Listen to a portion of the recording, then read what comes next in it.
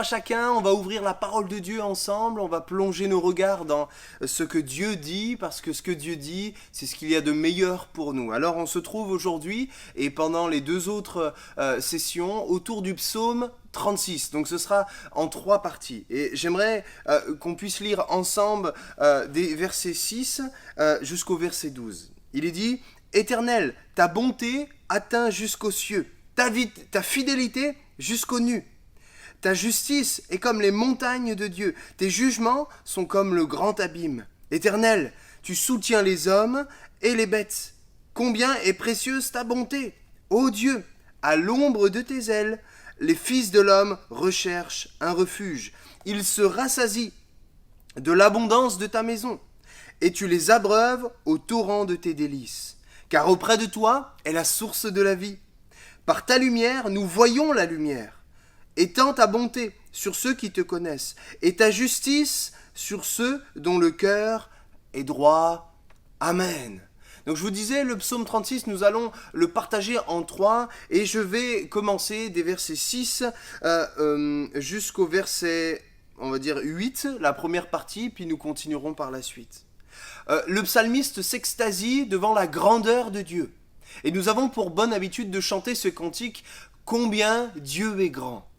Et c'est vrai, il est sous forme d'une question. Combien Dieu est grand ? C'est un peu cette interrogation que j'aimerais nous poser ce matin. Est-ce que nous connaissons la grandeur de Dieu réellement ? Ou sommes-nous simplement dans une approche peut-être trop terre-à-terre, trop charnelle de la grandeur de Dieu ?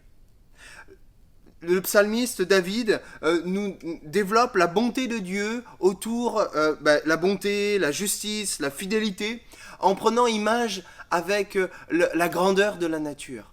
Et j'aimerais t'inviter, mon ami, toi qui écoutes ces quelques paroles aujourd'hui, à peut-être passer ton regard par la fenêtre et à contempler la beauté, la perfection de la nature qui t'entoure. Non pas la pollution que l'homme a apportée et la nature qu'il détruit, mais juste contemple une feuille de très près, une fleur, un insecte, même un petit écureuil qui se baladerait sur le rebord de ta barrière. Regarde, contemple et regarde combien Dieu a façonné tout cela avec une telle perfection. On peut se dire, ce grand Dieu, ce grand créateur qui a créé cela, il est tellement grand qu'il nous dépasse. Et pourtant, David nous encourage à regarder dans cette grandeur son infinie bonté, son infinie fidélité, son infinie justice, et dire que ses jugements sont puissants, ils sont grands, plus profonds que les fonds des océans. Le Seigneur voudrait nous inviter à avoir un regard élevé, un regard qui soit à sa hauteur. Parce que oui, Dieu est grand, et nous le chantons. Nous chantons combien Dieu est grand, nous chantons Dieu tout-puissant, nous le disons, nous essayons de nous approcher de cette compréhension. Et pourtant, l'apôtre Paul, dans Éphésiens chapitre 3, nous parle de la grandeur du mystère de Dieu, révélé par Christ. Et l'Église est en charge de partager ce mystère. Le mystère de Dieu, c'est qu'il nous a tellement aimés, que sa bonté a été tellement grande, que sa fidélité est toujours là, à nos côtés, s'exprime dans sa présence systématique à nos côtés. Il l'a dit, je serai tous les jours avec vous. Et sa justice, ce qu'il aime est parfait.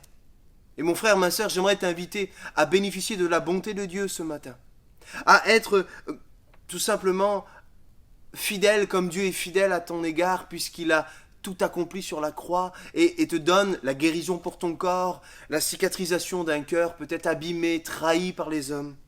Et le Seigneur voudrait aussi, et je le crois particulièrement, nous amener dans sa justice.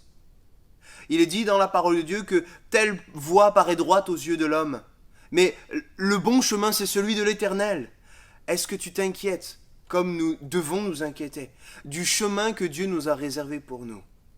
Parce que si on entre dans sa justice, nous serons dans la paix, dans la bonté. Il est dit que l'Éternel soutient les hommes, comme il soutient sa création, les bêtes. Et il termine par le début de ce verset 8. « Combien est précieuse ta bonté, ô Dieu !» Oui, celui qui bénéficie de la bonté de l'Éternel bénéficie du plus beau des cadeaux.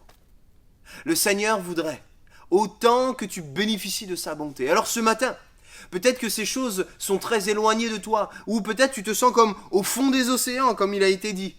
Tu te sens tellement loin de Dieu, mais j'aimerais te dire que Dieu veut être tout près de toi, et que sa main tendue, il l'attend encore aujourd'hui. Et par une seule prière, un seul cri de ton cœur, tu peux bénéficier de sa bonté, de sa justice, et de son amour, de sa fidélité. Oui, l'Éternel veut te soutenir, comme il soutient tous les hommes dans sa main. Dans 1 Pierre, il est dit que celui qui s'humilie dans la main puissante de Dieu, il sera élevé, autant choisi par Dieu.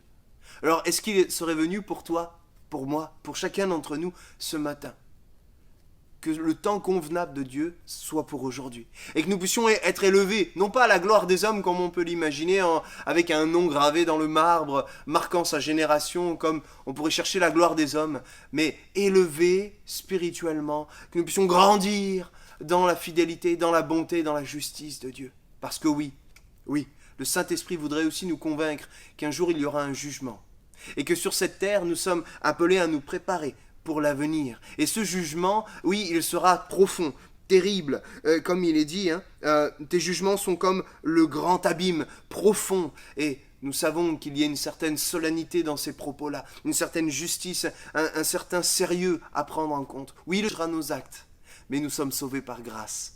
Alors ne prétextons pas de cette grâce pour pécher, mais au contraire, prétextons de cette grâce pour faire le bien, pour vivre pour plaire à Dieu, et pour être reconnu sage devant les hommes, mais selon la sagesse de Dieu. Soyez bénis mes frères et sœurs, et à très bientôt.